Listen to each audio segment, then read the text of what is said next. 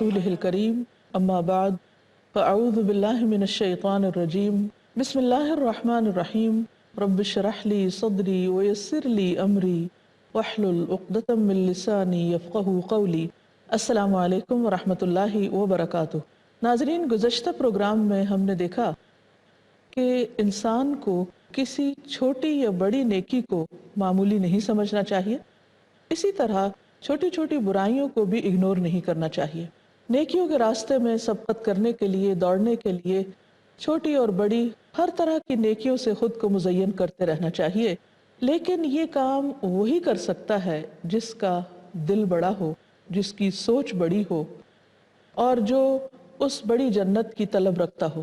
یہ کام وہی کر سکتا ہے جس کا دل تنگی سے پاک ہو۔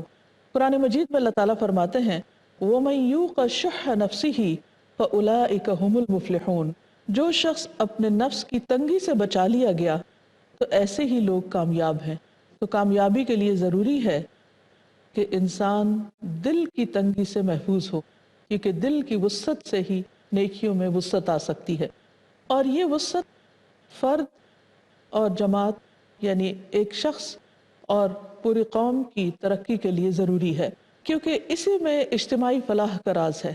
بڑا فائدہ، سب کا فائدہ، ہر انسان کا فائدہ اسی وقت ہو سکتا ہے جب انسان کے دل میں جگہ زیادہ ہو، وہ سب کے لیے سوچنے والا ہو، صرف اپنی ذات کے لیے نہیں، اس کے اندر خود غرضی نہ ہو، بخل نہ ہو، حرص نہ ہو، صرف اپنے لیے فائدہ سمیٹنے کا جذبہ نہ ہو، بلکہ وہ سب کے لیے بھلا چاہتا ہو، کیونکہ اسی میں اس کا اپنا بھلا ہے۔ جب انسان خود غرضی کی زندگی بسر کرتا ہے تو وہ اپنے فائدوں کو بھی محدود کر لیتا ہے، کیونکہ وہ صرف اپنے لیے خود ہی سوچ رہا ہے۔ جو شخص دوسروں کے لیے سوچتا ہے تو بہت سے لوگ اس کے لیے سوچنے والے ہو جاتے ہیں، جس سے وہ بڑی خیر پاتا ہے، دنیا میں بھی اور آخرت میں بھی انجام اسی کا بہتر ہے جو نفس کی تنگی سے بچا لیا جائے، شح سے بچا لیا جائے۔ قرآن مجید میں اللہ سبحانہ وتعالیٰ نے انصار کی تعریف کی ہے۔ سورۃ الحشر آیت 9 میں فرمایا وَالَّذِينَ تَبَوَّئُوا الدَّارَ وَالْإِيمَانَ مِن قَبْلِهِمْ يُحِبُّونَ مَنْ هَاجَرَ إِلَيْهِمْ وَلَا يَجِدُونَ فِي صُدُورِهِمْ حَاجَةً مِّمَّا أُوتُوا وَيُؤْثِرُونَ عَلَىٰ أَنفُسِهِمْ وَلَوْ كَانَ بِهِمْ خَصَاصَةٌ وَمَن يُوقَ شُحَّ نَفْسِهِ فَأُولَٰئِكَ هُمُ الْمُفْلِحُونَ۔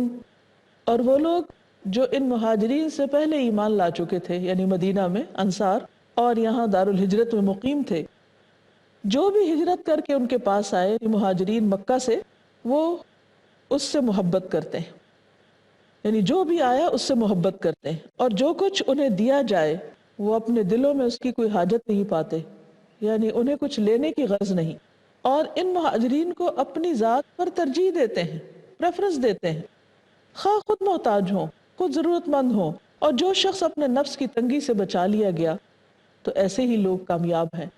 تو اگر عملی طور پر ایسے لوگ دیکھنا ہوں تو تاریخ میں انصار کے کردار کو دیکھیں کہ کس طرح انہیں اسلام سے صرف اور صرف اللہ اور اس کے رسول صلی اللہ علیہ وسلم کی خوشنودی درکار تھی، دنیا کا مال و متاع یا عہدے اور منصب نہیں۔ قرآن مجید میں ایک اور مقام پر بھی انسان کو خبردار کیا گیا ہے کہ وہ کون سے اسباب ہیں جو انسان کے اندر خود غرضی اور بخل پیدا کرتے ہیں، اور وہ دراصل مال، اولاد، ازواج کی محبت ہے۔ فرمایا سورۃ التغابن آیت نمبر 15 اور 16 میں انما اموالکم واولادکم فتنہ واللہ عندہ اجر عظیم فاتقوا اللہ ما استطعتم واسمعوا واطیعوا وانفقوا خیر لانفسکم ومن یوق شح نفسہ فاولئک هم المفلحون۔ بلا شبہ تمہارے مال اور تمہاری اولاد ایک آزمائش ہے، اور اللہ ہی ہے جس کے ہاں بڑا اجر ہے، لہٰذا جہاں تک ہو سکے اللہ سے ڈرتے رہو اور سنو اور اطاعت کرو اور اپنے مال خرچ کرو، یہ تمہارے لیے بہتر ہے۔ اور جو شخص اپنے نفس کی حرص سے بچا لیا گیا، شح سے بچا لیا گیا، تو وہی دراصل کامیاب ہے۔ نفس میں حرص اور شح اپنی ذات کے بعد اپنی اولاد اور ازواج کی وجہ سے ہوتا ہے۔ انسان اپنے خاندان کے بارے میں سب سے زیادہ کنسرنڈ ہوتا ہے اور سب کچھ اسی پر خرچ کر دینا چاہتا ہے، اور یہی چیز انسان کو دراصل بڑی خیر سے روکتی ہے. تو اس پر اللہ تعالیٰ نے وعدہ کیا کہ اللہ کے پاس اجر عظیم ہے، اور اجر عظیم اس وقت ہوگا جب انسان خیر بھی بڑے پیمانے پر کرے گا. اس خیر کا صرف اپنی ذات اور اس کے خاندان ہی سے تعلق نہیں ہوگا، بلکہ مسلمانوں اور انسانوں کی خیر و بھلائی کے لیے بھی انسان سوچے گا. ایک اور حدیث سے پتہ چلتا ہے، نبی صلی اللہ علیہ وسلم نے فرمایا کہ ان الولد مبخلۃ مجبنۃ، کہ اولاد بزدلی اور بخل کا سبب بن جاتی ہے. کہ جب انسان کے اپنے بچے ہو جاتے ہیں تو پھر ہر چیز وہ انہی کے لیے سنبھال کے رکھتا ہے، اور اسی طرح اس کے اندر پھر جب مال کی محبت زیادہ ہوتی ہے تو بزدلی بھی آتی ہے، اور ان چیزوں کی طرف جانے سے عموماً وہ رکتا ہے کہ جو اس کے لیے خیر و بھلائی کے دروازے کھول سکتی، کیونکہ اس میں رزق کا فیکٹر ہوتا ہے. اب سوال یہ پیدا ہوتا ہے کہ یہاں پر بخل کا لفظ استعمال نہیں ہوا، بلکہ ہر آیت میں ایک ہی لفظ شح کا استعمال ہوا ہے. اس کی وجہ یہ ہے کہ شح بخل سے بڑی چیز ہے. شح کا لفظی معنی ہوتا ہے روکنا، یعنی کسی بھی خیر اور بھلائی کو روکنا. اور کس وجہ سے روکنا؟ حرص اور لالچ کی وجہ سے. تو بخل اور حرص دو الگ الگ چیزیں ہیں، لیکن جب دونوں اکٹھی ہو جاتی ہیں تو وہ شح بن جاتی ہیں. کہ ایک طرف انسان خیر اور بھلائی سے روکتا بھی ہے اپنے آپ کو یا دوسروں کو، اور دوسری طرف اس کو اپنے لیے مختلف چیزوں کا لالچ بھی ہوتا ہے. وہ چاہتا ہے کہ سارا خیر اس کو ملے اور دوسروں کی طرف کچھ نہ جائے. یہ شح کتنی بری چیز ہے، اس کے بارے میں ہم عبد الرحمن ابن عوف کا عمل دیکھتے ہیں کہ ایک موقع پر وہ بیت اللہ کا طواف کرتے ہوئے ایک ہی دعا بار بار کر رہے تھے کہ اے اللہ مجھے اپنے دل کے بخل اور حرص سے بچا، اے اللہ مجھے شح سے بچا، اے اللہ مجھے اپنے دل کے بخل اور حرص سے بچا. اور اس سے زیادہ دعا نہیں کر رہے تھے، یعنی ایک ہی دعا بار بار ریپیٹڈلی مانگ رہے تھے. جب ان سے پوچھا گیا کہ یہی دعا کیوں کر رہے ہیں آپ، یعنی کچھ اور بھی مانگیے، تو انہوں نے کہا کہ اگر میں اپنے نفس کے بخل سے بچا لیا گیا تو نہ میں چوری کروں گا، نہ میں زنا کروں گا، اور نہ ہی کوئی اور گناہ کروں گا. تو اس سے یہ پتہ چلتا ہے کہ انسان جب حرص اور لالچ سے پاک ہوتا ہے تو بہت سی برائیوں سے بچ جاتا ہے. بہت سے مفسرین نے اس آیت کی تفسیر میں وَمَن یُوقَ شُحَّ نَفْسِهِ کے بارے میں کہا ہے کہ اللہ نے جس چیز کو لینے سے روکا ہے اسے نہ لے. یعنی شح کا معنی یہ ہے کہ جس چیز کو نہیں لینا چاہیے اسے رک جائے، اور جس چیز کو دینے کا کہا ہے اسے نہ روکے. پس شح اللہ اور اس کے رسول کے حکم کے خلاف کام کا حکم دیتی. یعنی گویا انہوں نے شح کو اور بھی وسیع معنوں میں لیا ہے کہ اس کا تعلق اللہ اور رسول صلی اللہ علیہ وسلم کی نافرمانی سے ہے. اللہ نے ظلم کرنے سے روکا اور احسان کرنے کا حکم دیا، جبکہ شح ظلم کا حکم دیتی ہے اور احسان کرنے سے روکتی ہے. ابن تیمیہ کہتے ہیں کہ شح انسان کی شدید حرص کو کہتے ہیں. جو چیز اس کے پاس ہوتی ہے شح اسی کے بارے میں بخل کا سبب بنتی ہے. دوسروں کا مال لینے کی صورت میں ظلم کی وجہ بھی بنتی ہے. یہ حسد اور قطع رحمی کی وجہ بھی بنتی ہے. یعنی شح کے ساتھ بہت سی خرابیاں وابستہ ہیں. ایک اور مقام پہ کہتے ہیں کہ شح جب کسی آدمی میں ہوتی ہے، یعنی دل کی تنگی، تو اس کو حرص اور مال میں شدید رغبت ہوتی اور دوسروں کے لیے عداوت اور ظلم پیدا ہوتا ہے. یعنی وہ کسی اور کو کچھ بھی دینا نہیں چاہتا، وہ ہر چیز کو، ہر خیر اور بھلائی کو صرف اپنی ذات تک رکھنا چاہتا ہے. تو اس لیے مال کا حریص ہونا اور مال سے شدید محبت رکھنا اگرچہ انسان کی کمزوریوں میں سے ہے، لیکن ان پر اسی وقت قابو پایا جا سکتا ہے جب انسان اس کے لیے دعا بھی مانگے، جیسے عبد الرحمن بن عوف مانگ رہے تھے، اور اس کی کوشش بھی کرے اور اپنے نفس کے خلاف جا کر کام کرے. یعنی جس چیز پر نفس تنگ ہوتا ہو اس چیز کو کرے. اسی طرح انسان کا پھر تزکیہ بھی ہوتا ہے. ایک اور چیز یہاں یہ یاد رہے کہ شح کا تعلق صرف مال سے نہیں ہوتا، بلکہ شح عادات میں بھی ہوتا ہے. مثلا انسان کے لیے مسکرانا صدقہ ہے. اب انسان اسمائل کرنے میں بھی بخل سے کام لے. جہاں وہ مسکرا سکتا ہے، جہاں وہ دوسروں کے لیے خیر و بھلائی کا ذریعہ بن سکتا ہے، وہاں انسان اپنے اوپر ایک مصنوعی روب طاری کر کے بیٹھا رہے اور دوسروں کو اپنی ذات سے خوشی کی بجائے تکلیف دے. پھر اسی طرح سلام نہیں کرتے ہوں، سلام کا بھی بخل ہے. ایک حدیث میں آتا ہے، ابو ہریرہ سے روایت ہے، نبی صلی اللہ علیہ وسلم نے فرمایا لوگوں میں سب سے بڑا بخیل وہ ہے جو سلام میں بخل کرے. بہت سے لوگ سلام میں پہل نہیں کرتے یا اگر کوئی ان کو سلام کرے تو وہ جواب دینے میں بھی ان کو مشکل ہوتی، جواب ہی نہیں دیتے۔ ہم نے دیکھا کہ اللہ تعالیٰ نے انصار کی مثال دے کر شح کی عادت کو واضح کر دیا کہ انصار میں شح نہیں تھا۔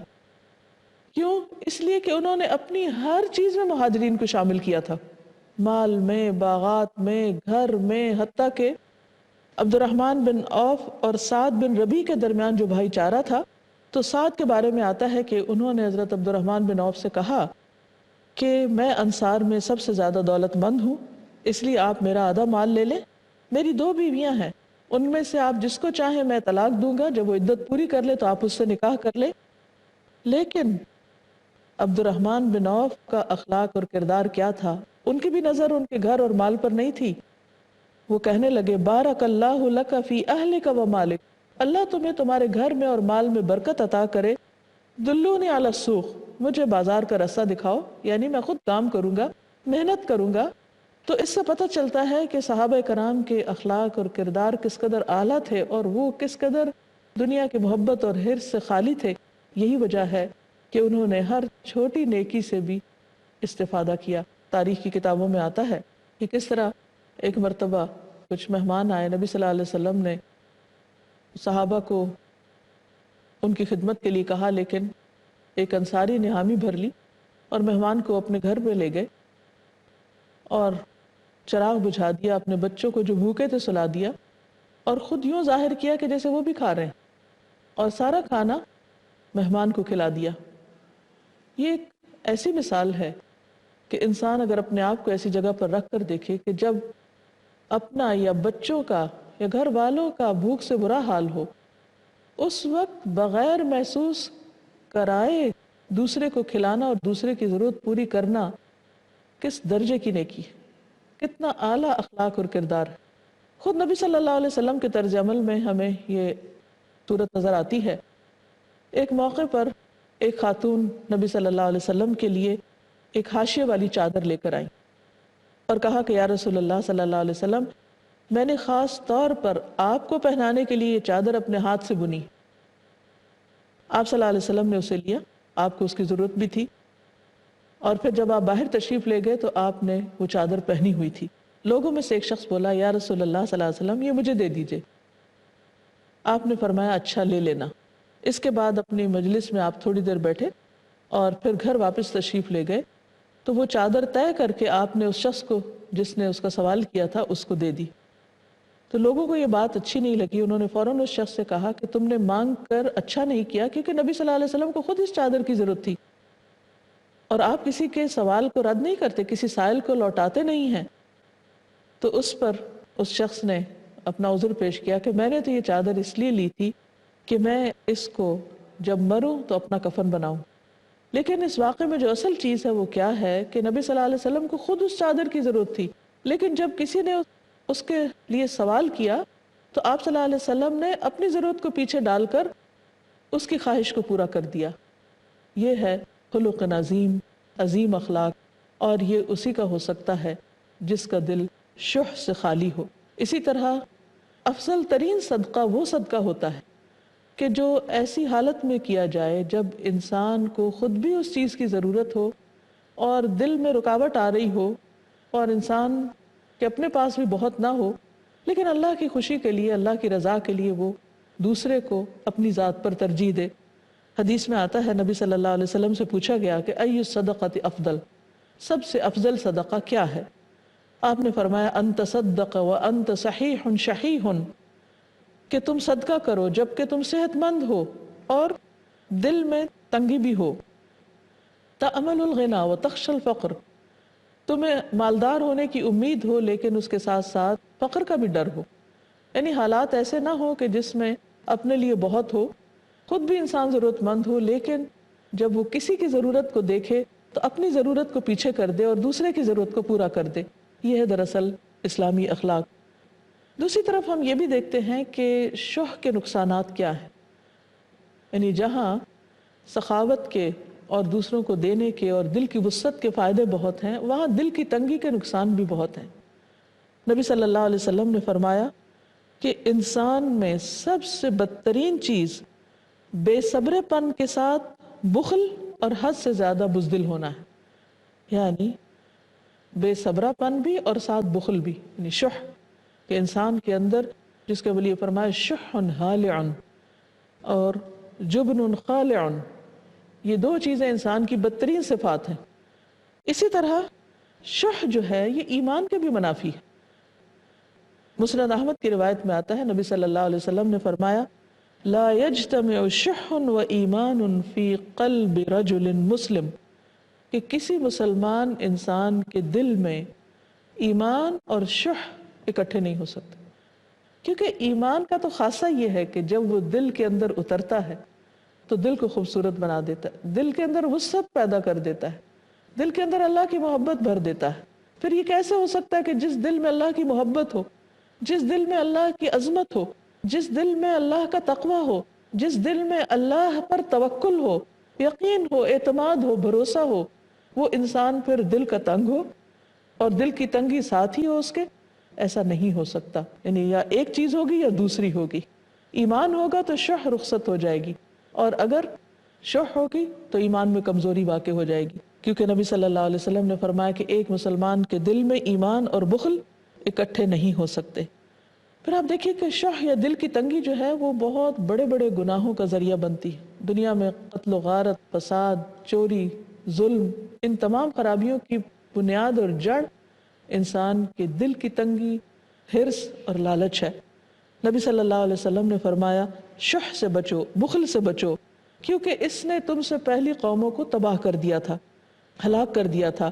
اسی بخل نے انہیں آپس میں خون ریزی اور محرمات کو حلال سمجھنے پر آمادہ کیا، یعنی قتل و غارت کی بنیادی وجہ دل کی تنگی ہے۔ دنیا میں سب سے پہلا قتل جو قابیل نے کیا تھا، اگر دیکھا جائے تو وہ بھی اسی بنیاد پر ہوا تھا، اور باقی تمام گناہوں کی بنیاد بھی دراصل یہی شح ہے، یعنی دل کی تنگی، حرص اور لالچ، کیونکہ یہ ایک ایسی چیز ہے جس کی کوئی انتہا نہیں، جو کہیں ختم نہیں ہوتی، جس کی بنا پر انسان ایک برائی کے بعد ایک کرتا چلا جاتا ہے اور دوسروں کے حق مارتا چاہتا ہے۔ پھر بخیل انسان جو ہوتا ہے، فرشتے بھی اس کے لیے بد دعا کرتے ہیں۔ حدیث میں آتا ہے، نبی صلی اللہ علیہ وسلم نے فرمایا ہر دن جس میں بندے صبح کرتے ہیں، یعنی زندگی کی ہر صبح دو فرشتے اترتے ہیں، ان میں سے ایک کہتا ہے اللہم اعط منفقا خلفا، اے اللہ خرچ کرنے والوں کو اچھا بدلہ عطا کر اور زیادہ دے، اس کے پیچھے اور لے آ۔ اور دوسرا کہتا ہے اللہم اعط ممسکا تلفا، اے اللہ بخیل کو ہلاک کر اور اس کو ہلاک کرنے والا مال دے، یعنی اس کے پاس اگر کچھ ہو بھی تو وہ اس کے کسی کام کا نہ ہو، اس کو کوئی فائدہ نہ پہنچے بلکہ وہ تلف ہو جائے۔ تو یہ ہر روز ہوتا ہے، یعنی ہر سویرے یہ دعا ملتی ہے انسانوں کو، دینے والوں کو، اور زیادہ کی دعا اور نہ دینے والوں کو پہلا بھی ختم ہو جانے کی بد دعا۔ جیسے معمولی چیزیں اور معمولی نیکیاں انسان کے جنت میں داخلے کا ذریعہ بنتی ہیں، اسی طرح بسا اوقات معمولی چیز کا روکنا انسان کو جنت سے محروم بھی کر سکتا ہے۔ اس معاملے میں بھی انسان کو بہت احتیاط برتنی چاہیے۔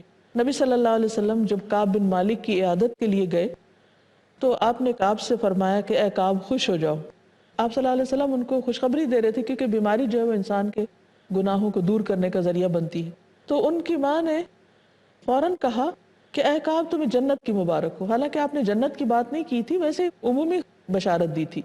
آپ صلی اللہ علیہ وسلم نے فرمایا اے ام کعب تمہیں کیا معلوم، شاید کعب نے کوئی بے مقصد بات کی ہو، یعنی ایسی لا یعنی لغو بات، بے فائدہ بات، اور اس پر پکڑ ہو جائے، یا پھر اس نے کسی ایسی چیز سے روکا ہو جو اسے غنی نہ کرتی ہو، یعنی معمولی چیز اللہ کے راستے میں دینے سے اس نے اپنے آپ کو روک لیا ہو۔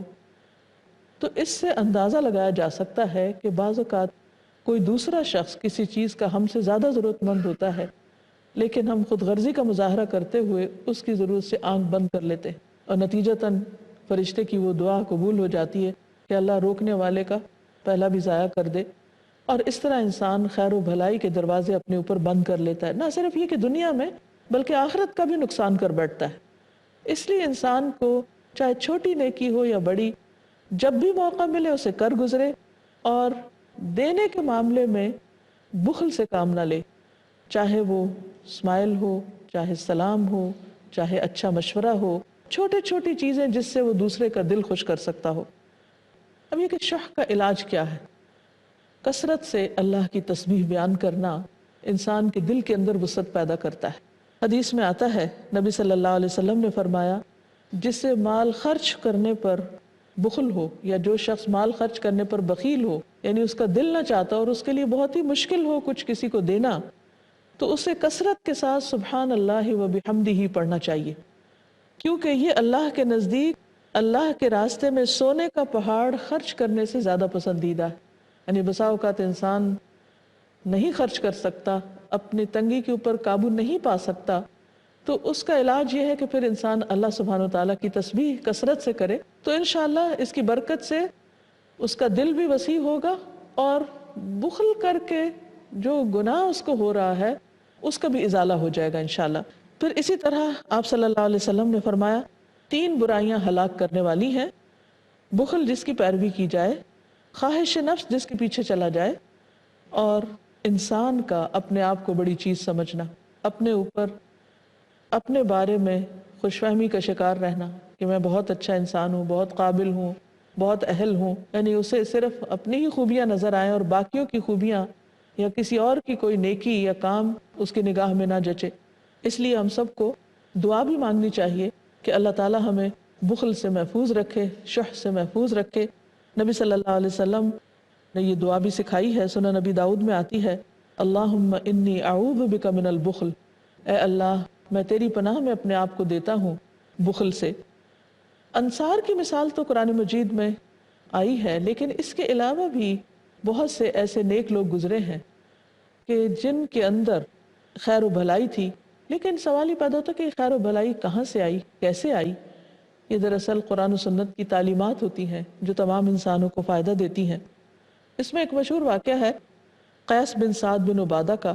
کہا جاتا ہے کہ وہ بہت سخی انسان تھے، ہمیشہ دوسروں کو دینے والے تھے۔ ایک مرتبہ وہ بیمار ہو گئے تو کچھ لوگ ان کی عیادت کو نہیں آئے۔ انہوں نے پوچھا کہ فلاں اور فلاں عیادت کے لیے کیوں نہیں آیا، کیونکہ یہ بھی اسلامی اخلاق ہے کہ کوئی بیمار ہو جائے، اور مسلمان کا حق بھی ہے کہ اگر کوئی بیمار ہو جائے تو اس کی خبر گیری کی جائے، اس کی عیادت کی جائے۔ تو اس پر لوگوں نے بتایا کہ چونکہ وہ آپ کے مقروض ہیں تو آپ کے پاس آنے سے ڈر رہے ہیں، شرمسار ہیں۔ تو اس پر انہوں نے کہا، اللہ ایسے مال کو غارت کرے جو ساتھیوں کو عیادت سے روکتا ہے، یعنی نیکی سے محروم کرتا ہے۔ پھر انہوں نے اعلان کر دیا کہ جس نے قیس کا کچھ دینا ہے وہ سب معاف ہے، یعنی سب کے قرض معاف کر دیے۔ کہا جاتا ہے کہ جب شام ہوئی تو ان کے دروازے کی چوکھٹ عیادت کرنے والوں کی کثرت سے ٹوٹ گئی۔ تو بہرحال اصل بات یہ ہے کہ انسان اپنی زندگی میں چھوٹی چھوٹی نیکیوں کے کرنے کے ساتھ ساتھ چھوٹی چھوٹی برائیوں سے بھی بچے، اور برائیوں کی جڑ یعنی دل کی تنگی سے بچنے کی کوشش کرے۔ اگر دل کی اصلاح ہو گئی تو ہر چیز کی اصلاح ہو جائے گی۔ اللہ تعالی ہمارے دلوں کی اصلاح فرما دے۔ وآخر دعوانا ان الحمد للہ رب العالمین۔ سبحانک اللہم و بحمدک، اشہد ان لا الہ الا انت، استغفرک و اتوب الیک۔